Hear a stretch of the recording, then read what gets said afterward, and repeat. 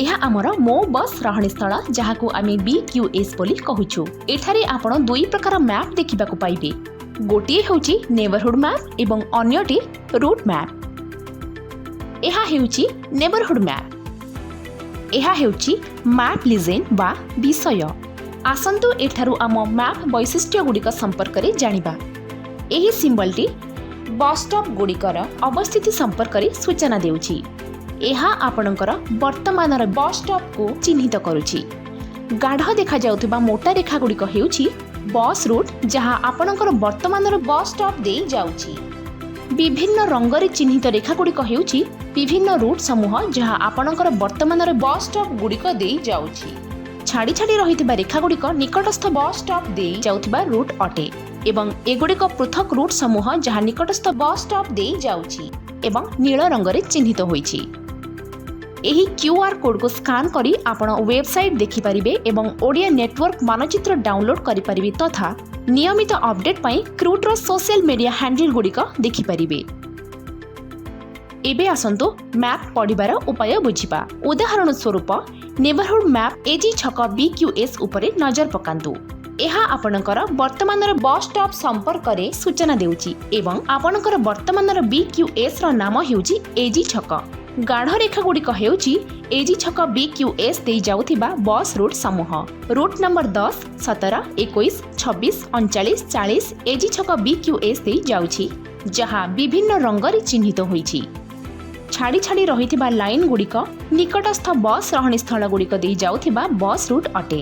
13, 23, 27, 28, 30 number route ଗୁଡ଼ିକ ନିକଟବର୍ତ୍ତୀ bus stop ଦେଇ ଯାଉଛି ଯାହା ନୀଳ ରଙ୍ଗରେ ଚିହ୍ନିତ ହୋଇଛି।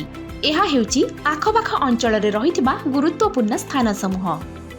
ଏହି ବୃତ୍ତ ବା ସର୍କଲ ଭାବରେ ଚିହ୍ନିତ କରାଯାଇଥିବା ଅଞ୍ଚଳକୁ ଆପଣଙ୍କର ବର୍ତ୍ତମାନର ବସ୍ ଷ୍ଟପ୍ରୁ 5 ମିନିଟ୍ ମଧ୍ୟରେ ଚାଲି ଚାଲି ପହଞ୍ଚି ହେବ।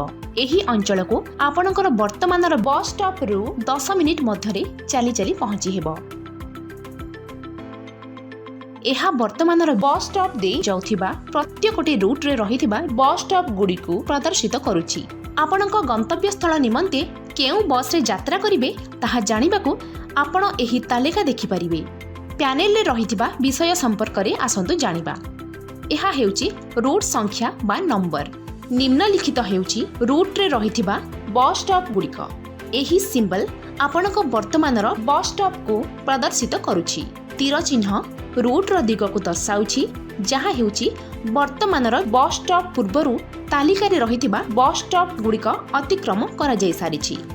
ଏଭଳି କ୍ଷେତ୍ରରେ ଆପଣଙ୍କୁ ବିପରୀତ ଦିଗରେ ଚିହ୍ନିତ ବସ୍ ଚଢ଼ିବାକୁ ଆବଶ୍ୟକ ପଡ଼ିବ ଯାହା ବର୍ତ୍ତମାନ BQS ର ବିପରୀତ ପାର୍ଶ୍ୱରେ ଅବସ୍ଥିତ।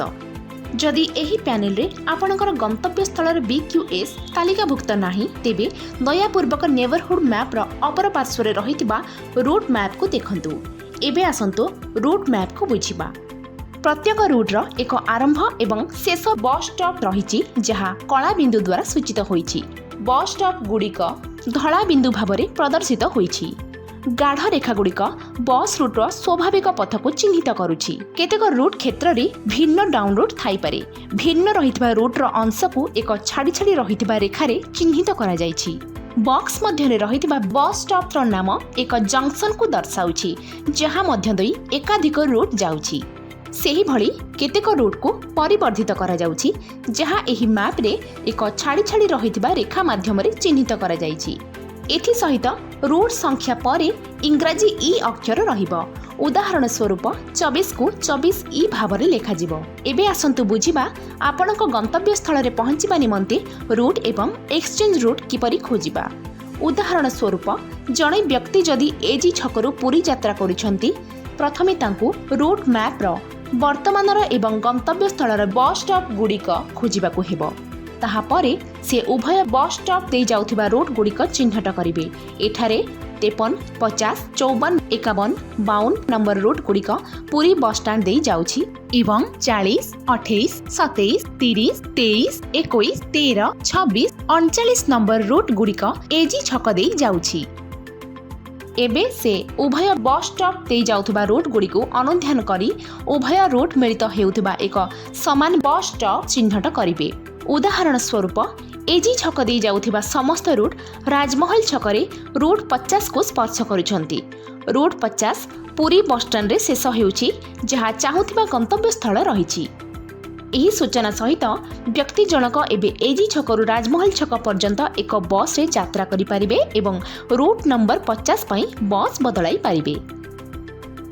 केतेक क्षेत्र रे आपण मध्य लक्ष्य करि परिबे जे निकटवर्ती एक बस स्टॉप रु सीधा सड़क बस रूट रहिछि।